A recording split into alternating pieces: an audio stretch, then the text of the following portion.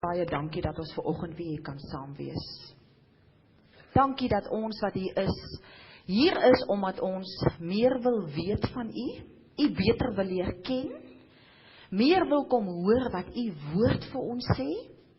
En Here, ons is hier omdat ons 'n keuse gemaak het dat niks anders is belangriker hierdie Saterdagoggend as om by U voete te kom sit nie. En Here, ek glo en ek vertrou dat hierdie Bybelstudie vanoggend, omdat U met ons gaan praat, vir elkeen 'n groot seën sal wees.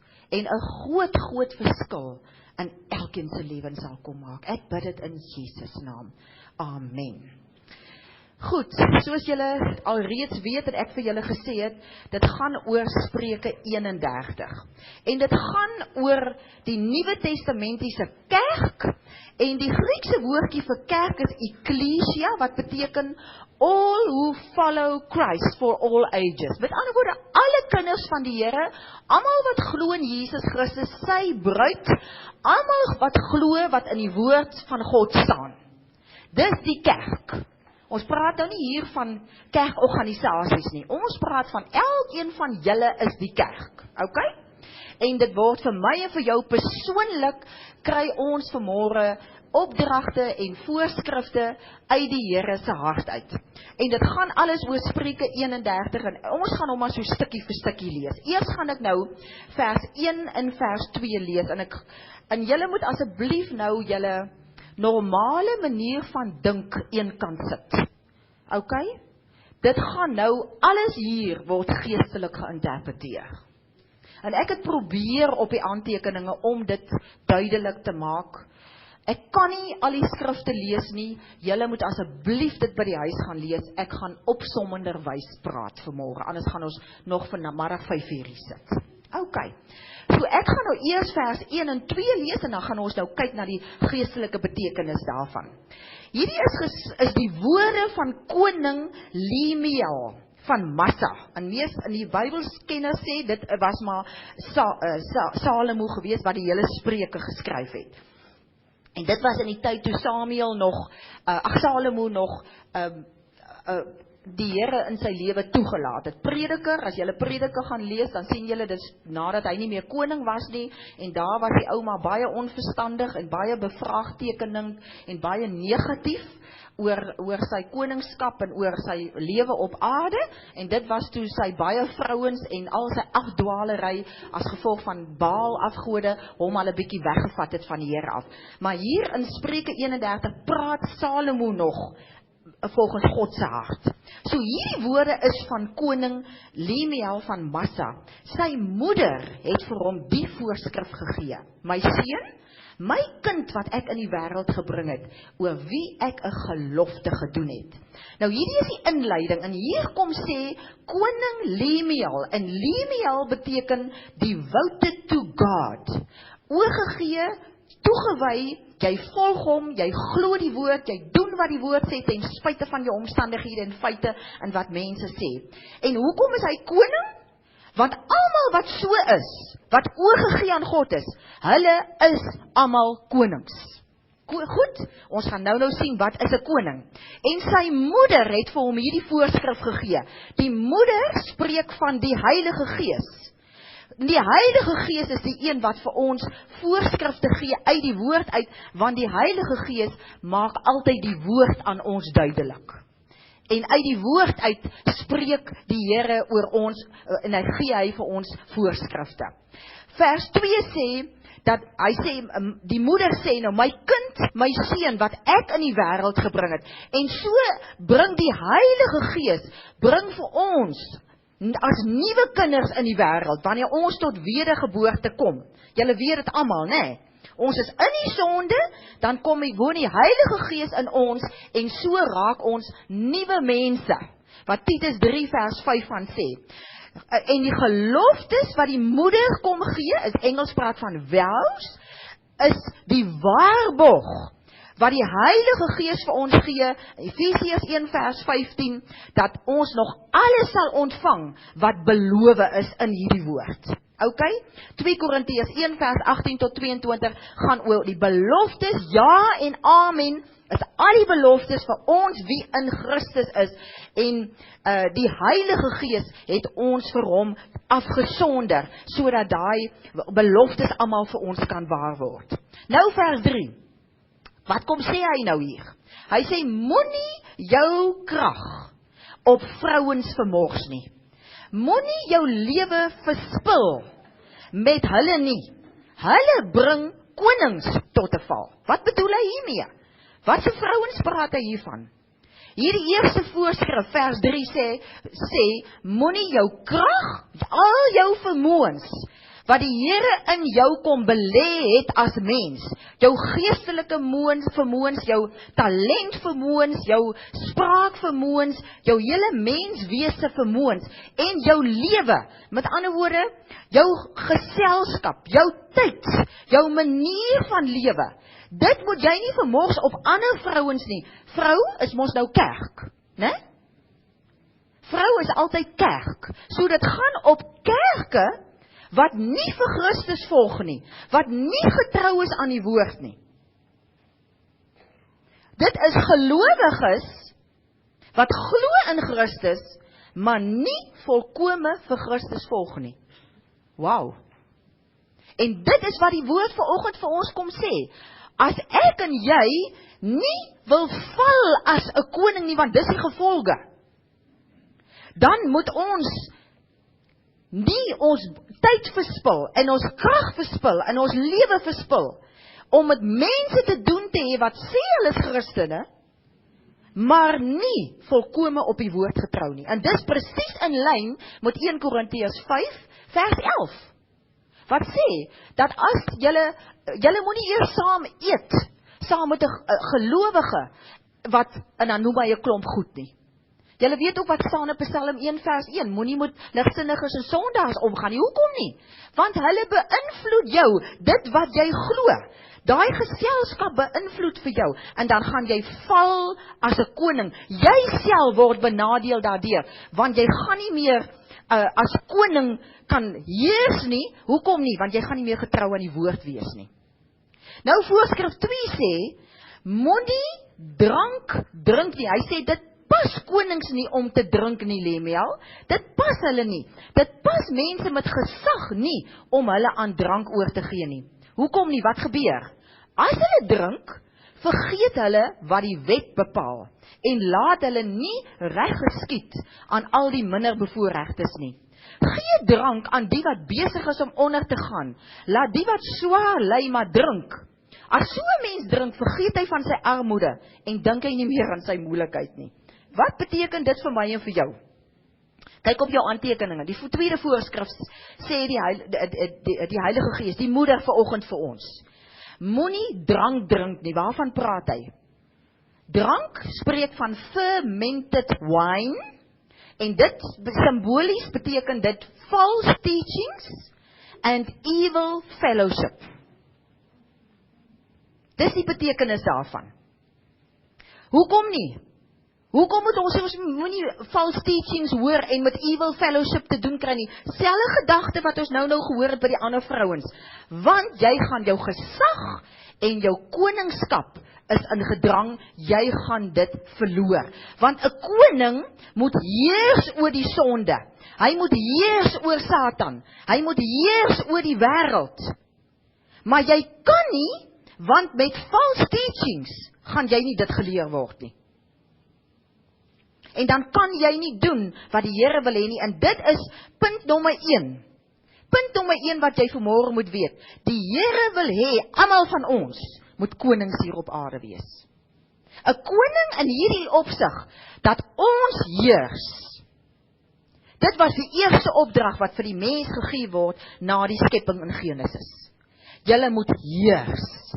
En dit bly nog dieselfde, en dis ons opdrag as 'n Nuwe Testamentiese kerk, laat ek en jy moenie na false teachings luister, net soos wat drank, fisiese drank, 'n mens se lewe beïnvloed. Dit beïnvloed jou manier van praat, is dit nie? Dit beïnvloed hoe jy loop. Dit beïnvloed hoe jy dink. En net so kom false teachings en evil fellowship en hy kom beïnvloed jou lewenswandel, jou manier van praat, jou manier van dink. En dan kan jy nie meer gesag hê uitoefen oor dit wat met jou hier gebeur op die aarde nie. Hy sê hierso, omdat jy vergeet wat die wet bepaal. Die wet spreek hier van die woord. Want waarin is ons gesag? Ons gesag is in die woord. Wat het Jesus gesê toe hy versoek is in die woestyn? Daar staan geskrywe. Op Psalm 107 vers 20, deur 'n enkele woord is hoeveel mense genees. So hoe kan ek en jy heers oor siekte? Deur die woord. Hoe kan ons heers oor Satan, oor versoekings en die slegte dinge in ons lewe? Daar staan geskrywe. Maar wanneer ek false teaching kry en beïnvloed word deur evil fellowship, dan vergeet ek wat die woord sê en ek word deur hulle beïnvloed. En die tweede ding is, ek kan nie reg geskied aan die minder bevoorregte, sê hy hier in die Bybel nie. Waarvan spreek wat bedoel hulle met minder bevoorregtes? Dit gaan oor mense wat afflicted is, die Engels praat van afflicted. Dis mense wat moet allerhande smagt, in ellende, in swaar kry. Hulle kry swaar finansiëel, hulle kry swaar wat hulle gesondheid aanbetref, hulle het moeilikheid by die werk, alles gaan net sleg met hulle. En dit was vir my so interessant, die Griekse woordjie, ek het hom vir jou daar ingesit, kakos. Ons moenie toelaat dat daar kakos in ons lewens is nie. As daar nou weer dinge in jou lewe gebeur, wat ellende en smag in jou is, moet jy heers oor die kakos in jou lewe. Nie een van julle gaan dit ooit weer vergeet nie, okay? Ons moet heers oor die kakos in ons lewe. Onthou dit. En ons moet, daai minder bevoorregtes, ons moet vir hulle gaan help. Ons moet vir hulle gaan oplei, gaan bedien en gaan leer. Moet nie toelaat dat daar kakos in jou lewe is nie. Jy moet heers oor daai kakos. Want die Here wil nie hê daar moet kakos in mense se lewens wees nie. En ek en jy, wat die woord leer op die regte manier, deur die Heilige Gees, openbarings kry uit die woord het, ek en jy wat as konings hier heers, weet wat moet ons doen met kakos in ons lewe. En dan is ek en jy hier om weer na die minder bevoorregtes te gaan wat dit nie weet nie. En ons moet vir hulle gaan sê, luister man, moenie dat hierdie siekte oor jou heers nie. Moenie dat hierdie finansiële moeilikheid oor jou heers nie. Moenie dat hierdie depressie waarmee jy gediagnoseer is oor jou heers nie. Staan op, spreek die woord, glo die woord en kry hierdie kakos uit jou lewe uit. Vers 6 en 7, hy sê hulle nog as, gee false teachings en fellowship maar aan mense wat swaar kry. Aan hierdie mense moet kakos in hulle lewens, want hulle is onbewus van swaar kry. Wat beteken dit? Psalm 69 en Matteus 27, daai verse wat ek vir jou gesit het daar, sê hulle dat, onthou julle Matteus 27, toe Jesus aan die kruis hang, in pyn, toe gee hulle vir hom asyn, selfde van wyn, suur soos wyn. En in Psalm 69 sê, symbool, profeties ook van Jesus se kruisiging, sê hulle toe ek dors was, het hulle vir my gif gegee om te drink, aan my lippe gesmeer. Dit spreek van hierdie false teachings. En hoekom? Want hulle het dit gebruik vir medisyne. Wanneer mense swaar kry, dan dokter ons hulle simptome. Kom nie by die waarheid uit nie. Want wat gewoonlik gebeur, as mense nie die waarheid hoor, wanneer hulle kakos in hulle lewens het nie, dan dink hulle, ag, jy weet, dis maar hoe dit moet wees hier op die aarde. Ons is maar hier om swaar te kry, en hulle aanvaar dit. Dis presies wat hy hier moet bedoel, hulle vergeet van hulle swaar kry. Hulle dink, ag, jy weet, dis nou maar so, hulle heers nie daaroor nie, hulle aanvaar dit maar net. Dis maar hoe dit gaan in hierdie lewe. Maar wat kom sê hy hier in vers 8 en 9, hy sê, praat jy vir die wat self nie hulle sê mag sê nie, kom op vir die reg van die wat te gronde gaan, praat in lewe regverdige uitsprake, laat reg geskied aan die armes en die ellendiges, hy praat hier van mense wat afflicted is, die mense met die kakos in hulle lewe. Hy sê, ek en jy moet na hierdie mense toe gaan, en as konings, wat getrou is aan die woord en die waarheid ken, en ons moet na die onkundiges, die Engels praat van the dumb, moet wie dit sleg gaan, moet ek en jy gaan as gesalfdes, Job spreek ook, dis wat hy gedoen het. Jesaja 61, die gees van die Here het op my gekom en my gesalf om die goeie, blye boodskap te bring aan die wat in gevangenis is, aan die wat swaar kry, aan die wat treur. Dis wat ek en jy moet doen as konings, as gesalfdes. 2 Timoteus 2 vers 25 en 26 sê ook, dat wanneer mense kom met allerhande strikvrae en strydvrae, moenie met hulle redeneer nie, maar bedien hulle die waarheid, want dan kan hulle tot bekering kom, tot ander insigte kom, en nie meer in gevangenis bly, met wat die duiwel hulle in gevangenis wil kry nie. Want dis wat gebeur as ons kakels in ons lewe nie. Die duiwel het vir jou presies daar, hy het vir jou in gevangenis, en jy weet nie, dat jy kan heers oor hom as koning nie. En dis die boodskap, so opsommende wys, inleiding wil ek vir jou sê, hier is hierdie 3 gedagtes, wat hier uitgekom het. Die Here wil hê ons moet konings wees. Hy wil hê ons moet nie vals lering kry nie, maar ons moet net glo in die woord. Die suiwer woord. Dis hoekom 2 Petrus vers 2 sê, dat julle moet smag na die suiwer geestelike melk. Ek en jy moet die vaste kos eet, sodat ons toegerus kan wees, om te kan heers, om die gesag van 'n koning te kan toepas hier op aarde. En dan, as ons dan nou toegerus is, sit ons hier soos 'n klomp vetgevrete lammers, of kalwers, of bulle, of whatever. Nee, ons moet uitgaan, en vir die wat dam is, die wat onkundig is, die wat met kakels in hulle lewens sit, om vir hulle te gaan bedien, en te gaan wysheid oordra, dat hulle uit hulle kakels uit kan kom. As julle verstaan wat ek sê. En nou, van vers 10 af, versie vir versie gaan ons kyk, geestelik, hoe hierdie selfde boodskap, oor en oor deurgegee word. Kom ons lees vers 10. Verstaan julle? Is julle nog met my? Is julle koppe al so 'n bietjie gedraai om nie in die natuurlike te dink nie, maar geestelik te dink? Alright.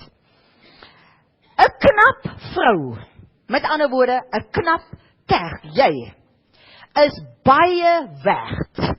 Baie meer as edelstene. Wat word met dit bedoel? Knap, die King James praat van virtuous, wat beteken doeltreffend of deugsaam.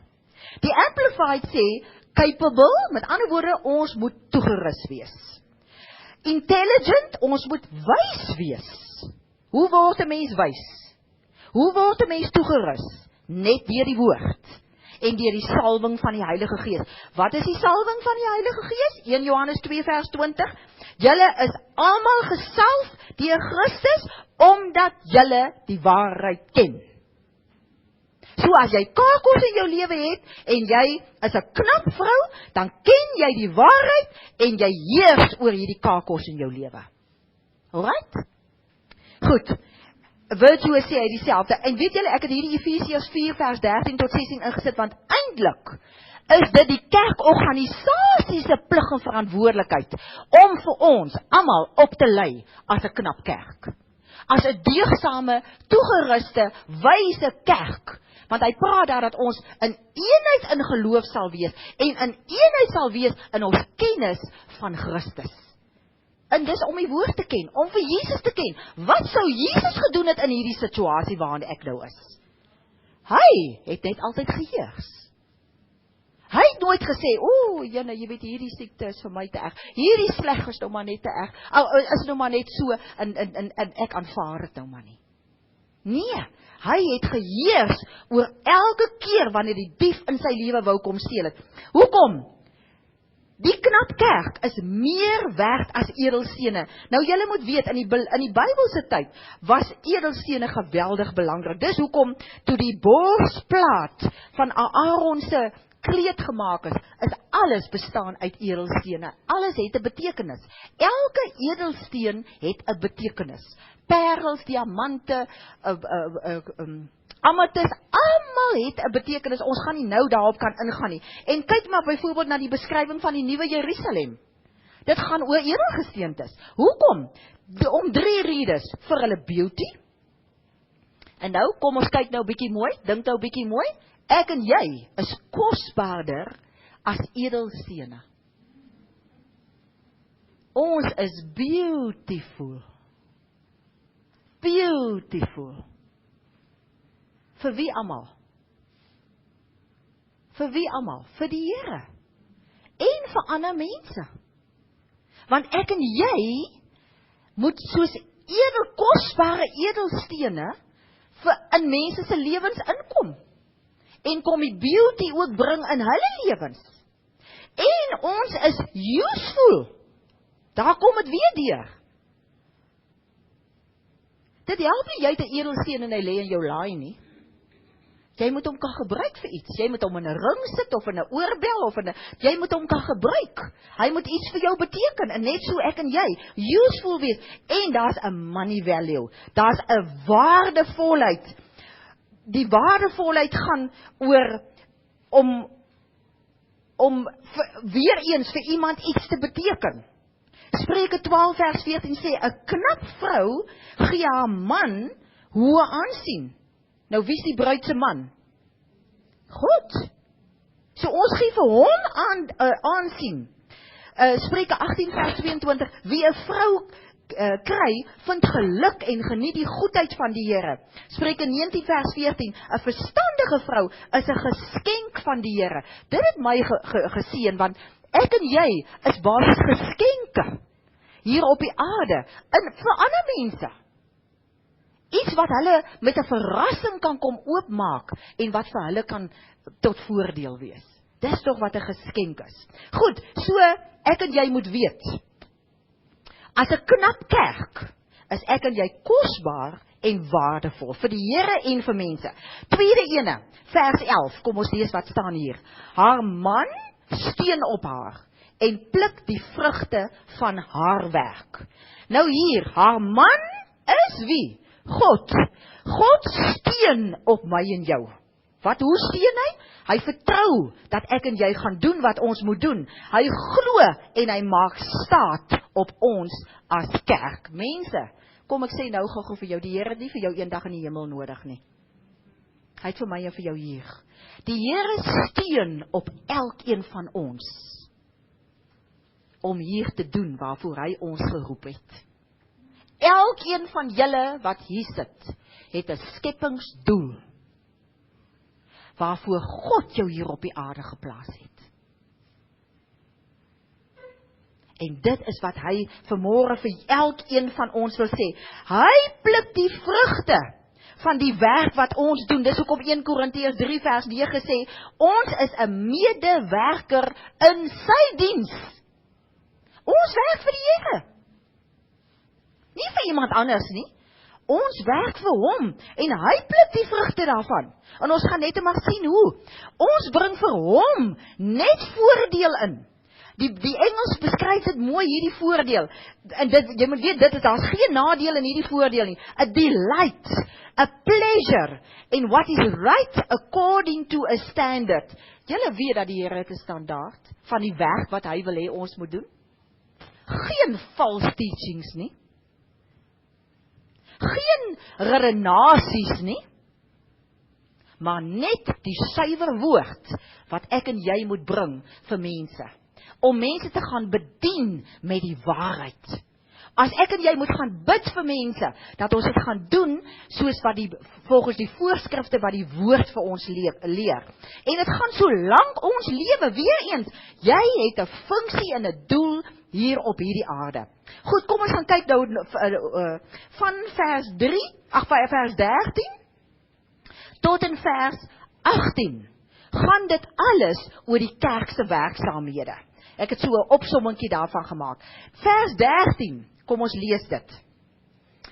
Sy maak wol en vlas bymekaar en geniet dit om dit te verwerk. Nou, wat beteken wol en wat beteken vlas? Nou, wol en vlas is albei rou materiaal. Stem julle saam? Wol is aan skape vas. Skape is kinders van die Here. Stem julle saam? Maar 'n mens kry ook skape wat afdwaal. En ek glo dit wil spreek van dit, want wol, die symbool daarvan is whiteness and purity, met ander woorde, dis mense wat klaar skoon gewas is deur die Here, maar hulle het afgedwaal, want hulle wol is nog in rou materiaal, dis nog nie verwerk nie. Dit moet nog verwerk word. So hulle moet nog afgeskeer word, en die wol moet verwerk word, tot iets wat gebruik kan word. Kry julle die betekenis hier? So dis die afgedwaaldes, die kinders van die Here. En daar moet matte of truie of een of ander iets nog gemaak word met hulle. So dis mense wat hulle tyd hier op die aarde spandeer, net om geld te maak, net om te party, net vir die wêreldse vleeslike genot en die wêreldse dinge. Hulle dink nooit daaraan om vir iemand te bid wanneer hy siek is nie, of wanneer hy in 'n beproewing is, of dit sleg gaan met hom nie. Hy dink nooit daaraan om van die Here te praat nie, want jy weet, dit is my privaat besigheid. Daar's nog wol, dis net wol, daar's nog niks verwerking gedoen nie, en vlas is ook 'n rou materiaal, wat verwerk moet word, gewoonlik tot toue, en tot lampitte, is dit hoofsaaklik voorgebruik.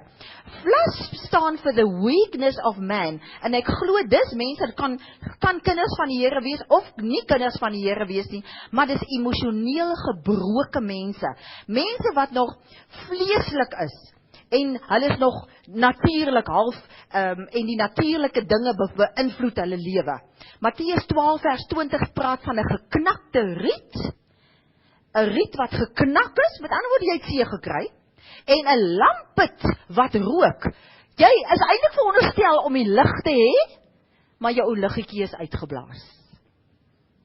En dis wat vlas van spreek. Okay? En wat moet ek en jy doen met sulke mense? Ons moet hulle by mekaar kry.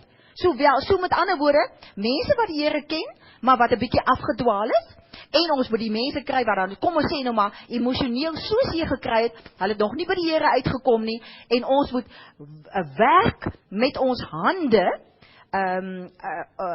hulle sê hierso, en sy geniet dit om te verwerk, die Engel sê, werk willingly with her hands. Die symbool daarvan is saamwerk, mense bedien en mense begelei. So het julle die boodskap daar? Dit is wat ek en jy moet doen met daai mense. Ons moet hulle by mekaar kry. Ryk uit na die afgedwaaldes. Ryk uit na die geknakte riete en die lampete wat net nog 'n rookie is. Okay? Die mense wat eintlik veronderstel is om lig te dra. En dan, tweedens, moet ek en jy toegerus word om ander te bedien. Hierdie het vir my so gebless, is so wonderlik. Ons ken almal 1 Johannes 2 vers 20, ons is gesalfdes, omdat ons die waarheid ken, en ek en jy kan nooit ophou, en by 'n punt kom en sê, ek ken nou al die waarheid wat in die woord is nie.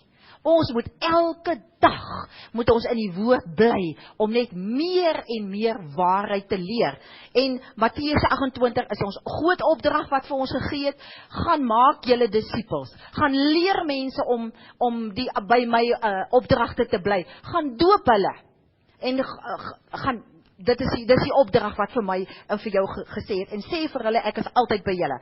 Vir ons almal is daai opdrag gegee. Nou kom vers 14 sê hy, sy is soos die handelskepe, sy bring die kos van ver af in. Wat beteken dit? Wat doen 'n handelsskip?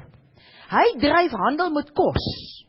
Hy koop en hy verkoop, met ander woorde, hy ontvang kos, en hy gee kos. En dan sê hy hier so mooi, hy bring die kos van ver af in. Waarvan spreek dit? Van die hemel af, van God af. Ek en jy moet daagliks ons kos van ver af in kry. By die Here gaan hoor, hemelse openbarings kry van God af. Dis hoekom Efesiërs 5 vers 29 sê, Christus versorg en voed sy kerk. Kry daai kos daagliks van die Here af, dan kan jy gaan gee wat jy het, en gee kos aan mense op jou pad. Met ander woorde, bedien mense met die woord. Wat sê vers 15? Sy staan op as dit nog nag is, en sy maak kos vir haar huisgesin. Ook haar slavinne kry hulle deel. Wat beteken dit? Sy staan op as dit nog nag is. Nag spreek van waar daar geestelike duisternis is. Met ander woorde, geestelike duisternis spreek van mense wat in onkunde is, wat in ongeloof is, en waar daar nog dwaling is. Met ander woorde, by jou werk. Waar mense nie weet, jy hoor hoe praat mense by jou werk oor die huwelik. Hulle is so dikwels op 'n verkeerde spoor. Jong mense vandag, wat onder misleiding, nie net jong mense nie, almal, wat in misleiding is. Dit is die manier hoe Satan vir ons kom aanval. Daai aanvalle van Satan, wat Efesiërs 6 van praat, is misleiding. Net soos wat Satan in die tuin van Eden gedoen het. Hy wil jou wegkry om te glo wat die woord sê. Dis nie vandag meer, vir baie, kom ons noem nou maar gelowiges, is dit nie meer, hulle redeneer nie eers meer daaroor nie, dis maar normaal, om voor huwelikse seks te hê, om by mekaar te bly voor hulle getroud is, om as hulle geskeid is, ek ken 'n man, daar onder by die see, hy het so 5-6 bywywe, wat hy so dan kom vat, bring hy die ene moet vakansie, en dan bring hy weer 'n ander ene moet vakansie, en hy slaap by met hulle almal. Dis verskriklik hoe die mense onder misleiding staan, hulle is in geestelike duisternis, en ek en jy kan by ons werk, by wêreldse mense, dalk jou eie familie, by partytjies, hoor hoe praat mense, totaal en al in stryd met wat die woord vir ons leer, en die beginsels wat God vir ons neergelê het, in die voorskrifte wat ons in die woord leer. 2 Timoteus 4 vers 1 tot 5 sê, verkondig die woord, tydig en ontydig. Weet julle, partykeer gaan jy dink, maar dit is nou ontydig om nou van die Here te praat en oor die Bybel te praat. Jy hoef nie te sê, daar staan in die Bybel nie. Jy kan maar net die beginsel deurgee. Maar dis my en jou verantwoordelikheid. En mense, hoe meer ek en jy hemelse openbarings het oor wat in die woord staan, hoe makliker gaan dit vir ons wees om daaroor te praat. Hy sê hierso, vers 15, sy maak kos, in die Engels praat van meat, aan haar huisgesin. Nou hierdie kos, meat, is vaste kos. Dis heavy steak woord. Jou huisgesin is ander medegelowiges. Wat doen ek en jy wanneer ons met medegelowiges kuier? Ek hoop julle maak soos ek maak. Of soos ek probeer maak, in alle opsigte. Praat so 10 minute oor die weer, en oor die kinders, en oor die kleinkinders, en dan begin jy woord praat. Gee kos aan die huisgesin, aan ander gelowiges, met wie jy tyd spandeer. En gee ook 'n deel, 'n portion, aan slavinne. Slavinne in daai tyd, het by die mense in hulle huis gebly. Ok? So, en die portion, die deel, is maar nog melkkos of stukkies vleis, net so 'n bietjie suik. Aan slavinne is gelowiges, maar hulle is nog so onder die wet, hulle dink hulle moet toch werk, want dis wat slavinne doen, hulle werk, hulle perform. Hulle dink hulle moet toch werk vir God se liefde, vir God se voorsiening, en vir God se seën. Dis wat slavinne is. En almal van ons ken mense wat nog so slavinne is. Hulle is kinders van die Here, maar hulle moet toch perform. Jy weet, as ek nie perform nie, gaan die Here nie my gebede beantwoord nie. As ek nie perform nie, gaan die Here nie vir my seën nie. Dis in stryd met wat die woord sê. Gee hom vaste kos. Gee hom Efesiërs 1 vers 3. Jy's al klaar geseën. Jy is meer as 'n oorwinnaar wie in Christus is. Die Here het vir jou lief gehad, Romeine 5 vers 8, toe jy nog 'n sondaar was. Niemand sal jou ooit uit die Here se hand uitruk nie. Moenie daaroor bekommerd wees nie. Ontspan, jy hoef nie te perform om die Here se guns en se genade en se seën te kry nie. Jy is 'n geseënde. Wat vaste kos doen, dit vorm my en jou karakter. Nou die dag 'n e-mail gekry van 'n baie bekende skrywer, ek gaan nie sy naam noem nie, sy vrou het nou kanker gekry, en hy praat wonderlike goed daarso in die e-mail, maar toe sê hy op die ou end dat hy glo dat die Here het vir sy vrou kanker gegee, want vandat sy kanker het haar karakter ontwikkel. Mense, wat is 'n mens se karakter? Kom ek leer julle gou-gou hierso. Wat is 'n mens se karakter? Dis jou persoonlikheid. Dit is waaraan heg jy waarde? Wat is vir jou belangrik in die lewe? Wat is vir jou reg en wat is vir jou verkeerd? Wat se keuses maak jy? Dis jou integriteit. Met ander woorde dat jy sê, dit is wat ek gaan doen en geen mens gaan my oortuig om iets anders te doen nie, want ek glo dis die regte ding. OK? Deur storms, deur as dit goed gaan, bly jy by dit wat die woord sê, of nie wat die woord sê nie. Dis jou karakter. Daarom, wat leer vir ons om te onderskei tussen reg en verkeerd? Wat leer vir ons om keuses te maak?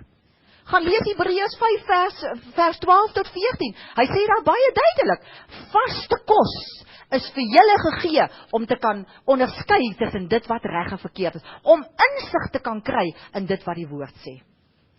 Vaste kos is wat my en jou karakter vorm, nie slegte dinge wat oor my en jou pad kom nie. Goed, dan, interessant, praat hy hier wat ek so maar noem sendingwerk. Vers 16, 17 en 18 gaan ek lees. Vers 16 sê, sy oorweeg die waarde van 'n stuk grond en sy koop dit. Sy sit dit onder winge met geld wat sy self verdien het. Sy pak die werk aan met krag. Haar hande staan vir niks verkeerd nie.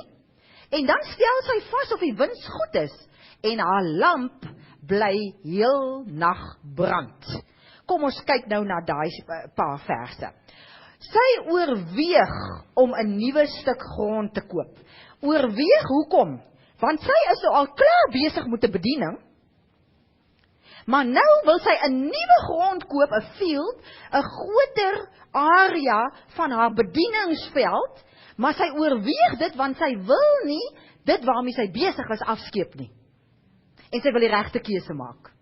So wanneer ek en jy ook ons bediening wil uitbrei, moet ons by die Here gaan hoor. Here, moet ek nou net in my familie bly?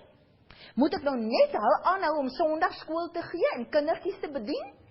Of moet ek nou al uitgaan en beginne kursusse aanbied?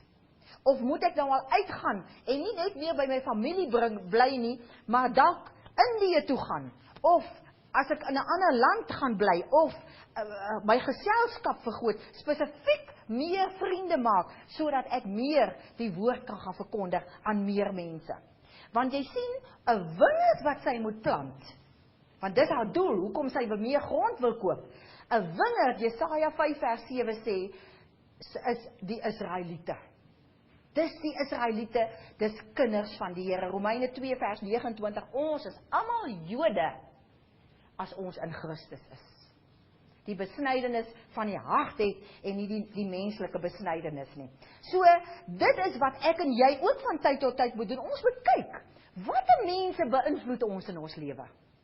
Is dit nou tyd, is ek reg daarvoor om 'n bietjie 'n wyeer veld te beginne, kom ons noem dit nou maar tackle, ander? Tot nou toe was my ou Bybelstudietjie net 5 of 6 mense. Kom ons maak dit 'n bietjie groter. Ek het nou net by een groepie in 'n week saam gebid, of saam gepraat oor die Here. Kom ons gaan na 'n tweede groepie toe, maar ek wil nie die eerste groepie afskeep nie. OK? So dis die beginsel hier. En dan, met geld wat sy self verdien het, ek het oor hierdie ene, het ek lank met die Here gepraat. Ek kon nie lekker verstaan wat hier aangaan, en ek glo regtig, ek hoop ek sê dit reg. Dis hoe dit aan my geopenbaar is. Die geld wat sy self verdien het, die Engels praat van the fruit of her hands. Nou, as jy gaan kyk in vers 13, het sy mos wol bymekaar gemaak en vlas bymekaar gemaak, né? En sy het dit met haar hande bewerk. Met ander woorde, die nuwe disippels wat sy gemaak het, die stuur sy nou ook uit, om saam met haar in die bediening te wees, en meer mense te gaan bedien. Om meer mense te help, om by die Here uit te kom, om Israeliete te gaan maak. Verstaan julle dit so? So ek sê hier, sy stuur nuwe disippels na die nuwe stuk grond toe. Dis OK. Oorgats. OK, ek sal hom vas.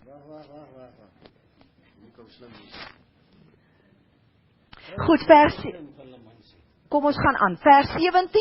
Sy pak die werk Wat se werk om nou hierdie nuwe wingerd te plant? As jy gaan lees weer in Jesaja 5, dan vers 1 en 2 praat met, sy pak die werk, hy sê praat daarvan, grond wat moet omgespit word, klippe wat moet verwyder word, 'n nuwe wingerdstokke wat moet beplant word, 'n wagtoring wat moet opgerig word, en 'n parskuip wat moet gebou word. Mense, alles gaan hierdie oor grond wat moet voorberei word, kry mense se harte reg. Die klippe wat moet verwyder word, spreek van, kry mense weg onder die wet, dat hulle in die genade sal begin glo. Beplant wingerdstokke, saai die woord. 'n Wagtoring, kry alle redenasies en misleiding uit, want wagtoring is opgesit om die vyand dop te hou. Keer die vyand weg van hierdie mense af, wat jy wil bedien. En 'n parskuip bou gaan oor waar die druiwe gepars word, die Heilige Gees moet bedien word by hierdie nuwe stuk grond. By hierdie nuwe veld wat jy kry om die woord te gaan bedien. So sy pak hierdie werk aan met krag, alles wat ek nou opgenoem het, met krag, sy kan dit nie uit haar eie krag uit doen nie. Die Engels sê, she girds herself with strength. Nou die gordel van waarheid, Efesiërs 6 vers 14, dit is ons krag. Dit is waarmee ons gegordel moet wees. Romeine 1 vers 16 sê, dan ook, ek skaam my nie vir die evangelie nie, want vir my is dit 'n krag tot redding. En 1 Korintiërs 1 vers 18 sê, die boodskap van die kruis is onsin vir die wat verlore gaan, maar vir die wat dit glo, is dit die krag van God. OK? So, as ek en jy in 'n nuwe bediening wil gaan, kan ek en jy dit nie doen sonder die gordel van die waarheid nie. Dat ek en jy met die woord gaan. Ons kan nie gaan met ons ou opinietjies, of die ene sê dit, en daai ene sê dit. Gaan met hierdie waarheid, met hierdie woord, want dis hoe jy die grond gaan omspit, dis hoe jy die klippe gaan uithaal, dis hoe jy 'n parskuip gaan opsit, dis hoe jy die wingerdstokke gaan saai, en dis hoe jy die parskuip in 'n wagtoring gaan opsit. Dis jou krag, en dit gaan jou die vermoë gee, om 'n nuwe veld te gaan plant met wingerd. Haar hande staan vir niks verkeerd nie. Die Engels praat van strengthens her arms. Die simboliek van arms is, dit is 'n simbool van strength, action en authority. En daar's tye wanneer ons uitgaan om 'n nuwe bedieningsveld te hê, wat ons ekstra krag gaan nodig hê. Action, daar gaan baie keer wees wat ons sal moet aksie neem, moet 'n bietjie meer doen. En wat ons in autoriteit moet gaan opstaan. Want onthou, as jy wil gaan waar die duiwel van tevore gefloreer het, gaan jy teenstand kry. Mense gaan weerstand bied. Het jy al agtergekom as jy iemand bedien wat vas aan tradisie is, hoe jy weerstand kry? Het jy al agtergekom, as jy aan mense wil probeer reghelp met die woord, as hulle vasgevang is in wêreldse dinge, hoe hulle net so vinnig op hulle perdjie spring?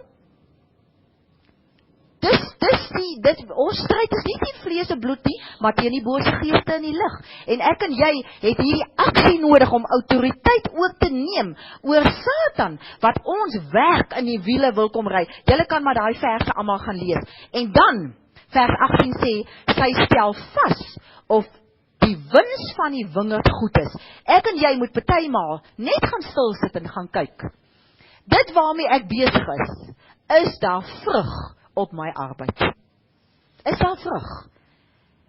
Hoor die mense wat ek vir hulle probeer leer? Het hulle insig in dit waarmee ek hulle kom bedien? En weet julle, hierdie beginsel wil ek ook vir mense gee. Hierdie hele beginsel wat ek nou verduidelik het, ook vir jou in jou besigheid. As die Here vir jou sê, gaan groter, maak seker dat dit waarmee jy besig is, jy dit nie gaan afskeep nie. En jy gaan ekstra krag, ekstra tyd, ekstra vermoëns daaraan moet spandeer. En gaan sit terug en kyk of daar wins is op my besigheid. Moenie 'n besigheid bedryf waaraan nie wins is nie. Jy mors jou tyd. En dan die laaste stukkie wat hy hier sê, haar lamp bly heel nag brand. Ons lampe, Spreuke 20 vers 27, spreek van die gees van die mens. Dat ons kan lig wees in ons geesdimensie opereer en nie in ons vleesdimensie opereer nie. Met ander woorde, ons bly in die woord. Ons sien met ons geestesoë. Ons spreek die woord. Ons roep in die lewe dit wat nie bestaan nie, asof dit bestaan. Ons spreek lewe en ons spreek nie dood nie. Ons lewe in geloof en ons lewe nie volgens dit wat ons sien nie. Dis wat dit beteken as ek en jy 'n lamp is. En ons lamp moet heel nag brand. Met ander woorde, al die tyd, wanneer daar 'n geestelike duisternis is, wanneer mense kom met hulle twyfel, met hulle onkunde, met hulle dwalingsvrae, moet ek en jy nooit moedeloos word nie. Matteus 5 vers 14 en 16 sê, laat julle lig so skyn voor die mense, dat hulle julle goeie werke kan sien.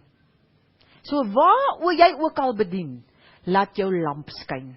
En jy kan net lamp skyn as jy self hemelse openbarings kry en toegerus word deur die Heilige Gees. Kom ons lees net ook vers 19. Vir my gaan dit hieroor dat ek en jy moet aanhou om geestelik te groei, dat ek en jy deur die proses van heiligmaking en bekering gaan. Anders kan ons nie dit doen wat die Here wil hê ons moet doen. Die vers 19 sê, sy werk met die spinwiel. Haar hande bly besig met die weefstoel. Nou, spinwiel en weefstoel is 'n masjien waarmee die wol en die vlas verwerk word om materiaal te weef, sodat daai materiaal gebruik kan word vir linne om klere te maak. En ek glo hierdie stukkie gaan alles oor om vir my en vir jou materiaal te verwerf, sodat ons aangetrek kan word met linne klere en met wolklere. Romeine 13 vers 14, die ou vertaling sê, beklee jou met Christus. Filippense 1 vers 6 sê, God het 'n werk in jou begin, en hy sal dit end uit volvoer. So ek en jy, daai spinwiel en daai weefstoel, is aan mekaar dieselfde. Ons moet volhard in geloof. Ons moet aanhou om op die woord te staan. Aanhou te volhard. Dis ons stryd. Aanhou om te volhard. Ons moet inoefen om elke versoeking wat oor ons pad kom, om dit te weerstaan. En net te sê, daar staan geskrywe. Ek en jy moet aanhou om net die regte keuses te maak. Maak nie saak wat se raad ons kry by die wêreldse mense en by ander mense nie. Ek kies wat die Here wil hê ek moet kies. En daarvoor moet ons ingeskerp bly by ons GPS. Wat is ons GPS? Die Heilige Gees. Hou aan by die spinwiel en die weefstoel. Ek luister wat die Heilige Gees vir my sê. Ek gaan my nie laat beïnvloed deur enige ander stemme wat met my praat nie. Ek hou by my weefstoel. Ek hou by my spinwiel. Ek is daarmee besig die hele tyd, sodat ek my kan beklee. Esegiel 16 vers 10 sê ook, ek beklee jou met 'n veelkleurige linne rok, sodat jy aangetrek sal wees. En dit gaan, daai hele Esegiel 16 gaan oor, profeties ook oor, dat jy ongelowig was, en dan meer en meer 'n koningin word, of 'n koning word. Kom ons maak klaar gou voor teetyd, met hierdie vers 20. Vers 20 sê, sy het 'n oop hand vir die armes. Sy is vrygewig teenoor die behoeftiges. 'n Oop hand spreek van God se genade. Vir die armes is, hulle is poor, and some kind of disability, material and social. Met ander woorde, emosionele armoede, en fisiese, materiële armoede.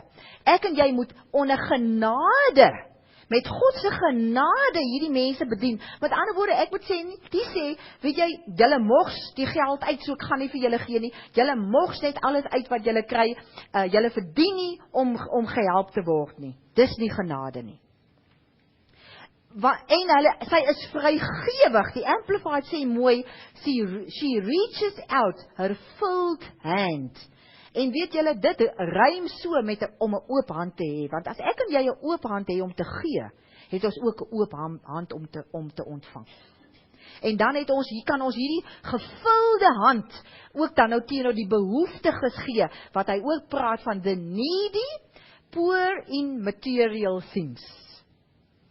Ek en jy het 'n liefdadigheidsfunksie om ook die armes wat Jesus gesê het, ons altyd onder ons sal hê, moet ek en jy ook gaan help. En ons moet hulle ook bedien met die evangelie. Matteus 11, vers 6 sê dit vir ons. Hy sê, bedien die evangelie aan die armes. Gaan gee hulle die woord. Gaan gee vir hulle vaste kos. Nie net geld nie. Gaan gee hulle die woord, dat hulle self kan leer om ook konings te wees, en dat hulle nie meer met die kaakos in hulle lewens kan sit nie. Dat hulle self as konings kan heers daaroor.